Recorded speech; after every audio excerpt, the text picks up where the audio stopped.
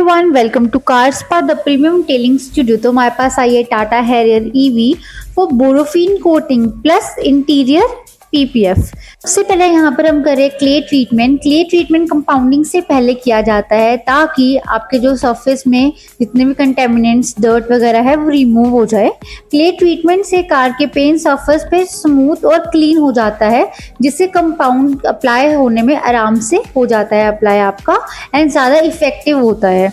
तो यहाँ पर हम कर रहे हैं कंपाउंडिंग। कंपाउंडिंग एक तरह से कोटिंग का बेस होता है। इससे आपके जितने भी स्क्रैचेस सोल मार्क्स होंगे छोटे मोटे वो रिमूव भी हो जाते हैं। एंड कंपाउंडिंग हमें बिफोर कोटिंग करना ज़रूरी होता है पूरी व्हीकल में। यहाँ पर आपका जो कस्टमर ने बोला था कि उनको बाहर के जो ब्लैक पार्ट्स हैं उस पर हमें पीपीएफ करवानी है। सो यहाँ पर जस्ट बाहर की जो ब्लैक पार्ट्स हैं प्लास्टिक वाले उसमें यहाँ पर पीपीएफ हो रहा है, जिसकी आप देख सकते हो। पीपीएफ को लगाया और इस हिसाब से यहाँ पर पीपीएफ की कटिंग कर रहे हैं। ये जो कटिंग होती है बारीकी से, ये एक स्पेशलिस्ट ही कर सकता है, ऐसे कोई नॉर्मल बंदा नहीं कर सकता। इसके लिए एक स्पेशली टीम आती है, क्योंकि आप देख सकते हो कटिंग बहुत बारीकी से होती है। अगर हम ये ध्यान से नहीं करेंगे तो ब्लेड की वजह से स्क्रैच लगने के भी चांसेस होते हैं। यहाँ पर इंटीरियर पीपीएफ फोरस की आप देख सकते हैं। इंटीरियर पीपीएफ जितने भी इंटीरियर में नैनो ब्लैक पार्ट्स होते हैं उन सब में होता है। सेम हम सबसे पहले पीपीएफ लगाते हैं एंड पीपीएफ लगाने के बाद उसको साइज वाइज ऐसे कटिंग की जाती है, जैसे कि आप देख सकते हो किस हिसाब से कटिंग हो रही है ब्लेड के साथ। अगेन ये एक स्पेशलिस्ट ही कर सकता है, क्योंकि जैसे आप देख सकते हो कितनी बारीकी से यहाँ पर ब्लेड के साथ कटिंग हो रही है। अगर ये स्पेशलिस्ट ना करे या कोई ऐसे नॉर्मल जो होते हैं वो करे तो इससे आपके स्क्रैच लगने के चांसेस भी हो सकते हैं, जो कि आपके रिमूव नहीं होते। अगर इंटीरियर पीपीएफ करते दौरान स्क्रैच लग गए तो वो लग जाते हैं, फिर उसका कोई इलाज नहीं होता। इसलिए ये बहुत ही ध्यान से करना पड़ता है हमें इंटीरियर पीपीएफ। तो इस हिसाब से आपका इंटीरियर पीपीएफ सारे नैनो ब्लैक पार्ट्स पे होता है। यहाँ पर हम अलॉय कोटिंग कर रहे हैं। व्हीकल की कोटिंग के साथ साथ अलॉय कोट करना भी ज़रूरी होता है, ताकि आपके अलॉय भी हमेशा शाइन देते रहे, चमकते रहें।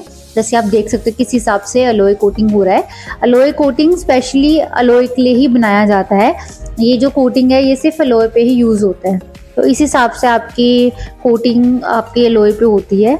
इसके बाद यहाँ पर हम ट्रिम कोटिंग कर रहे हैं। ट्रिम कोटिंग आपके जितने भी बाहर के ब्लैक पार्ट्स है उसमें होती है। क्यों होती है? जैसे जितने भी वॉश करोगे, वॉश करते करते फेडनेस वाइटनेस आ जाती है।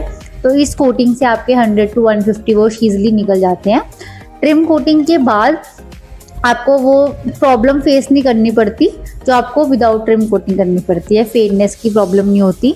यहाँ पर हम बोरोफिन कोटिंग कर रहे हैं। बोरोफिन कोटिंग आज की डेट में सबसे बेस्ट कोटिंग होती है। ये सिलिका प्लस कार्बन होती है। सिलिका 50% एंड कार्बन भी 50%।